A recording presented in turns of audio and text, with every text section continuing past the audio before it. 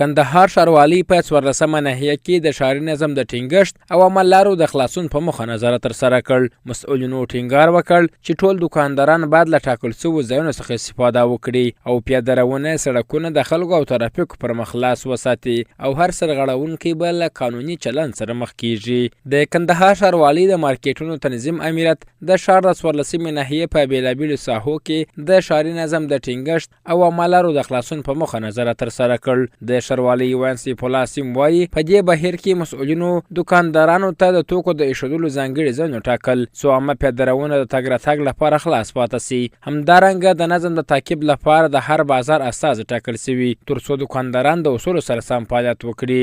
د کندهار ښاروالۍ د مارکیټونو تنظیم امریت د ښاري نظم د ټینګښت او د عامه لارو د خلاصون په موخه د ښار په 14مه ناحیه کې نظارت ترسره کړی. مسؤلینو دکاندارانو ته د توکو د ایښودلو ځانګړي ځایونه ټاکلي او د نظم د تعقیب لپاره د هر بازار استازي هم ټاکل شوي دي. ښاغلي عاصم ټینګار وکړ چې ټول دکانداران باید له ټاکل شویو ځایونو څخه استفاده وکړي او پیاده روونه سړکونه د خلکو او ترافیکو پر مخ خلاص وساتي او هر سرغړونکی به له قانوني چلند سره مخ کیږي.